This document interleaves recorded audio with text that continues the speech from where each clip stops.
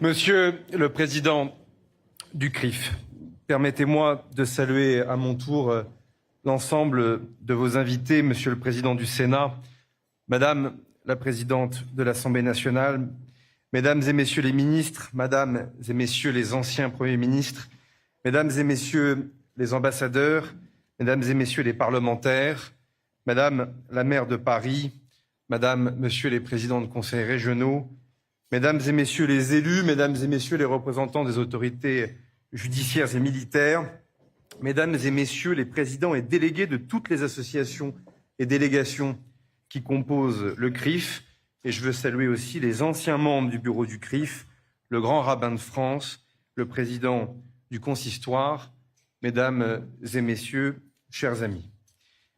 Merci, cher Jonathan, pour cette invitation. D'autres premiers ministres se sont adressés à vous avant moi, d'autres le feront après moi. Mais ce dîner a quelque chose, on le sent, de particulier, de singulier. C'est d'abord un rendez-vous d'amitié. Toutes celles et ceux qui sont ici sont des amis du CRIF, des amis personnels souvent. On s'y retrouve, on s'y reconnaît, on y manifeste une fidélité à un moment qui n'a, je le disais, rien d'ordinaire. Et si cela est vrai pour chacun d'entre vous, cela l'est aussi pour moi. Nos fonctions, quelles qu'elles soient, sont provisoires, les responsabilités passent, les mandats s'achèvent. Ce qui demeure, c'est la constance de l'amitié. Et ce qui demeure, c'est surtout la constance de l'engagement. Face aux défis de notre temps, l'engagement personnel n'est pas accessoire. Il est décisif, le vôtre l'est, et je tiens à vous en remercier du fond du cœur. Cet engagement, c'est aussi celui de la République et il est celui de la France. À chaque Premier ministre, cher Jonathan, vous offrez le même présent. La copie du décret d'émancipation des Juifs de France en 1791. C'est un geste fort, un rappel. La France fut la première nation d'Europe à reconnaître les Juifs comme citoyens, mais encore fallait-il inventer le citoyen, encore fallait-il proclamer les droits de l'homme. Napoléon, après le Concordat qui autorisa et reconnaîtra la liberté de culte, institua le consistoire, et dès lors, une évidence s'imposa, les Juifs de France sont des citoyens français. Sauf Vichy, mais Vichy n'était pas la République, Vichy n'était pas la France fidèle à elle-même. Bien sûr, l'antisémitisme ne disparaissait pas pour autant. Religieux, politique, de droite, de gauche, il traversait la société. Mais, et vous l'avez dit, nulle part ailleurs, l'affaire Dreyfus n'aurait pu être vécue comme elle fut vécue ici. Nulle part ailleurs, il ne se serait trouvé un Zola, un Clémenceau, des écrivains, des officiers, des responsables politiques pour dire non. L'honneur national n'était pas de couvrir une faute, il était de rétablir la justice. Ils n'ont pas défendu Dreyfus parce qu'il était juif, ils l'ont défendu parce qu'il était innocent, parce que le droit comptait davantage que l'institution et parce que la République valait plus que l'erreur. Au fond, c'est cela la vocation française, s'adresser à l'humanité tout entière. Certes, avec ses contradictions, ses faiblesses, ses fautes, ses excès, une audace que certains prennent parfois pour de l'arrogance, mais cette vocation ne dépend pas seulement de la puissance, elle dépend avant tout de l'idée que nous nous faisons de l'homme et donc de l'humanité tout entière. Alors, la France est-elle exempte? Est-elle exemplaire? En France, aujourd'hui, une maman se demande, lorsqu'elle choisit une nounou, si celle-ci potentiellement baigne ou non dans le jus antisémite partout répandu. Elle s'interroge aussi sur le pédiatre, le professeur, le policier, l'animateur, l'éducateur, le voisin. Au fond, ne suis-je pas en train de confier mon enfant à celui qui me hait? Faudrait-il donc, pour se protéger, que les citoyens français juifs ne s'adressent qu'aux Français juifs, et donc que les citoyens français catholiques qu'aux Français catholiques et les citoyens français musulmans qu'aux Français musulmans? Le poison du communautarisme est là. Diviser la France en communautés suspicieuses, c'est précisément ce que nos ennemis souhaitent. Et ce n'est pas un hasard si des mains ensanglantées ont été taguées sur le mur des justes du mémorial de la Shoah, téléguidées par des services étrangers. Dans les moments troublés où certains esprits cherchent à rendre compliquées les vérités les plus simples, il nous faut, nous, qui tenons ce cap, dire les choses simplement et fermement. La haine des Juifs, c'est la haine de la République et c'est le rabaissement de la France. Juifs, catholiques, protestants, orthodoxes, musulmans, bouddhistes, athées, en France, on peut être tout cela parce que la République est laïque et que nous tous, nous entendons bien préserver cette force, cette unité, ce destin d'affirmer que la laïcité, c'est une liberté, une union des esprits et des cœurs. Et c'est ce qui permet la fraternité. Ce n'est pas la fraternité entre chrétiens, entre musulmans, entre juifs.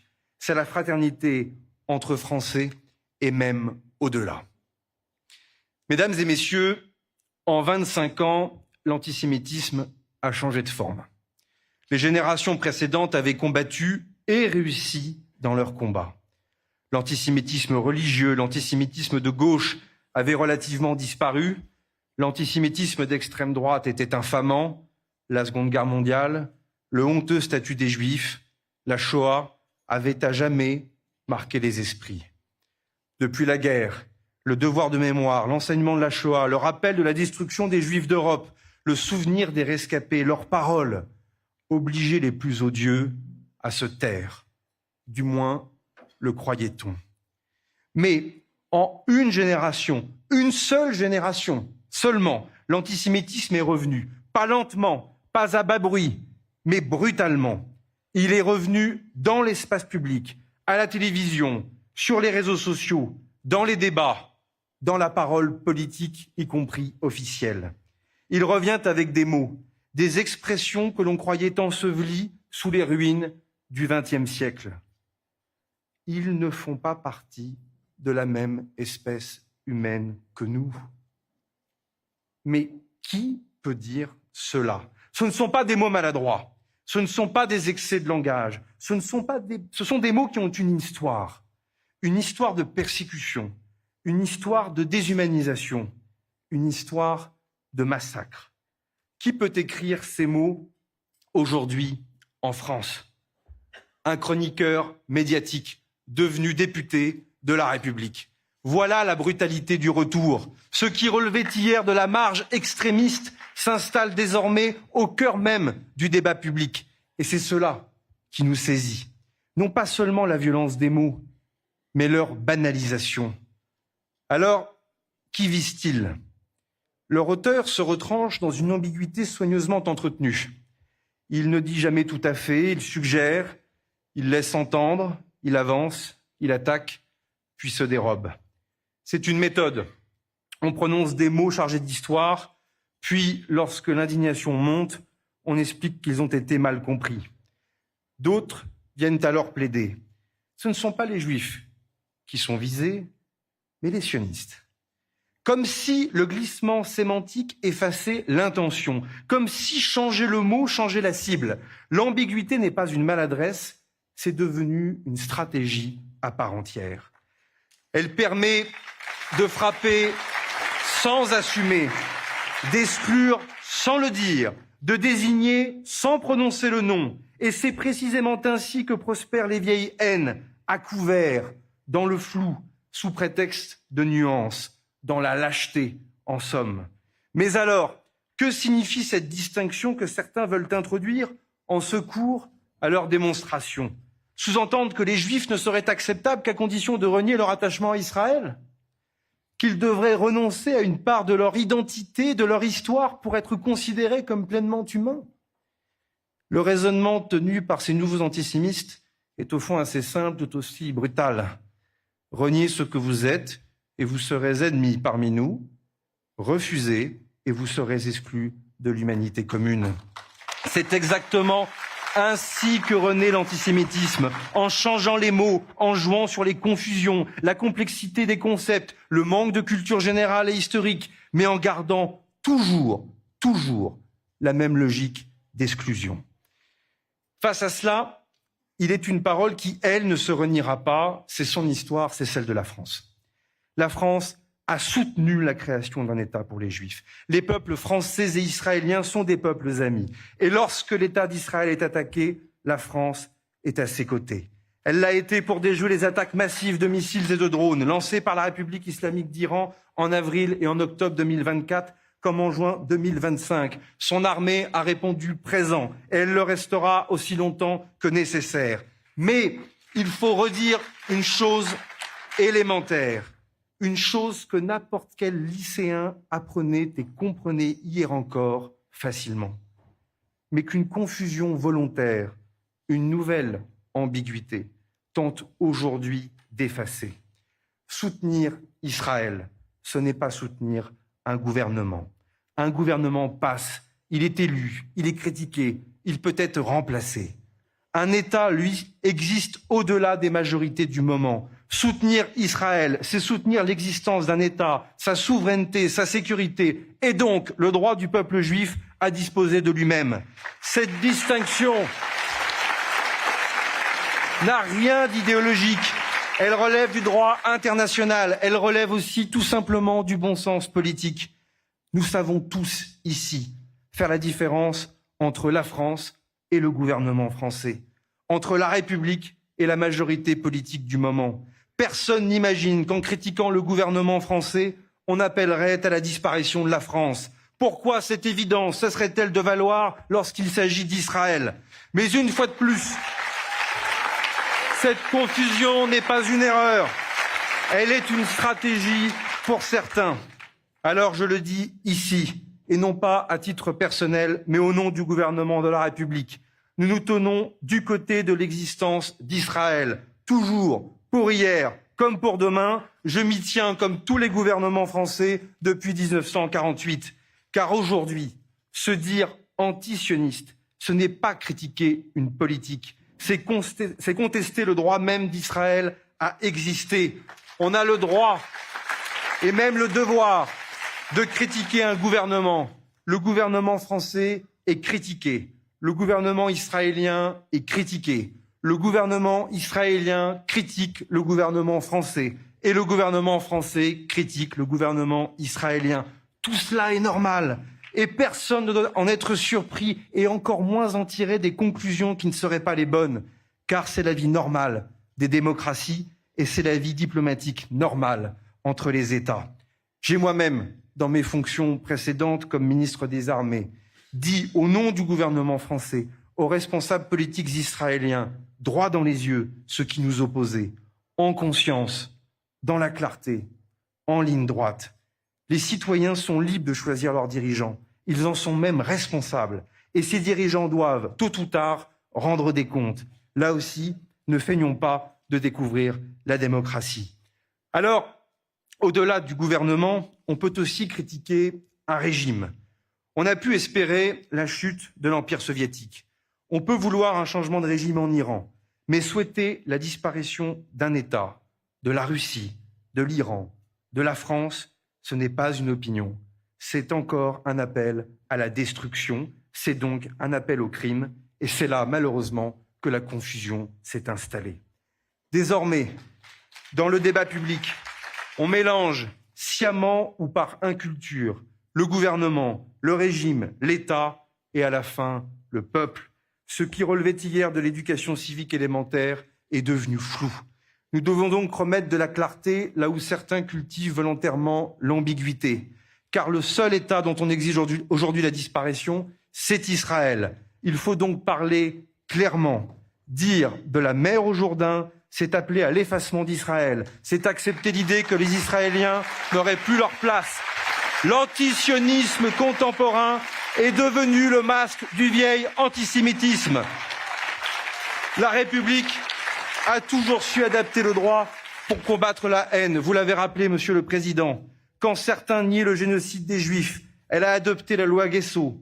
Elle a renforcé les peines des infractions racistes et antisémites lors de la refonte du Code pénal en 1994, puis en 2003. Elle a adopté récemment une loi pour mieux lutter contre l'antisémitisme dans l'enseignement supérieur. À chaque époque, la République a su nommer l'antisémitisme pour ce qu'il était. pour le visage du moment qu'il prenait et le sanctionner. Mesdames et messieurs, en conscience, il faut aujourd'hui franchir une étape supplémentaire. Appeler à la destruction de l'État d'Israël, c'est appeler à la mise en danger vital d'un peuple. Et en France, l'appel au meurtre est interdit, l'antisémitisme est puni. L'appel à l'anéantissement d'un État ne peut donc plus être toléré. Le gouvernement inscrira donc à l'ordre du jour des travaux du Parlement dès ce mois d'avril la proposition de loi portée par la députée Caroline Yadan, enrichie des écritures du Conseil d'État, saisie par la présidente de l'Assemblée nationale, Yaël Braun-Pivet. Mais la réponse ne peut être seulement pénale, elle doit être aussi civique, politique. Le président de la République l'a annoncé, les actes et les propos antisémites, racistes et discriminatoires ne peuvent être compatibles avec l'exercice d'un mandat public. On ne peut pas prétendre représenter la nation et propager la haine d'une partie de cette nation. L'inéligibilité pour propos antisémites devra donc être également inscrite dans notre droit, car la liberté d'expression n'est pas la liberté d'exclure. Et la République n'a pas à se laisser représenter par celles et ceux qui veulent la fracturer. Être élu, c'est porter l'intérêt général. Ceux qui attisent l'antisémitisme se disqualifient d'eux-mêmes. La loi doit en tirer les conséquences parce que la République ne plie pas, parce qu'elle protège et parce qu'elle ne laisse jamais la haine changer de nom ou de masque pour mieux prospérer. Mesdames et messieurs, appeler à la destruction d'un État n'est jamais anodin, c'est le moins que l'on puisse dire. Depuis des décennies, la France défend une solution à 2 États, 2 peuples, 2 États vivant côte à côte en sécurité. Je suis convaincu que c'est la seule voie réaliste vers la paix. C'était d'ailleurs l'esprit des accords d'Oslo, des gouvernements israéliens de droite comme de gauche l'ont porté, vous le savez. Mais disons-le clairement, vouloir un État palestinien en appelant en même temps à la disparition d'Israël, ce n'est pas défendre la paix. C'est appeler à l'effacement d'un peuple, c'est appeler une fois de plus à sa destruction. Le mot est dur, mais il faut parfois employer les mots justes. Il existe aujourd'hui une stratégie sémantique, celle qui consiste à retourner l'accusation, à déposséder les Juifs de leur histoire, les faire passer de victimes à bourreaux, parler de génocide à Gaza pour leur arracher la mémoire de la Shoah, pour relativiser, pour inverser. Vous le savez, les conventions de Genève interdisent de viser les populations civiles. Il y a une guerre et il peut donc y avoir des crimes de guerre. Le droit international s'applique à tous. Et ce qui s'est produit à Gaza soulève des questions très graves au regard du droit international. Ce que fait l'actuel gouvernement israélien en Cisjordanie contrevient aussi au droit international. Mais l'instrumentalisation politique du droit n'est pas davantage acceptable. Lorsque la représentante spéciale des Nations Unies tient des propos en compagnie de représentants du Hamas ou de l'Iran, cela décrédibilise profondément la parole internationale. La France en tire alors les conséquences et demande donc sa démission. Rappelons un fait simple. 20% de la population israélienne est arabe palestinienne. 2 millions de citoyens. 150 000 en 1948. 1 million en 2000. 2 millions aujourd'hui. Employer le mot génocide n'est pas neutre. C'est une arme politique. Ce n'est pas un diagnostic juridique établi par une juridiction internationale. Et la guerre des mots prépare la guerre contre les personnes. Elle désigne les cibles. Elle légitime l'hostilité envers tout sioniste, donc envers tout juif. La guerre tue au Moyen-Orient.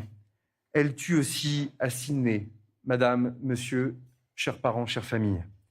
En Europe, en France, il y a l'horreur des attentats, les massacres, au Soudan, en Iran, en Syrie, ailleurs encore. Mais il y a aussi l'horreur de celles et ceux qui dansent après un massacre, comme certains ont dansé après le 9 janvier 2015 ou après le 7 octobre 2023, comme certains ont profané des arbres plantés en mémoire d'Ilan Halimi.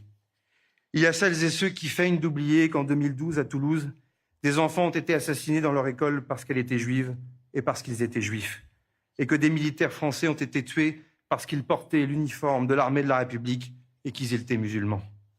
Ce n'est pas une guerre entre juifs et musulmans. C'est un combat beaucoup plus profond entre la barbarie et la fraternité.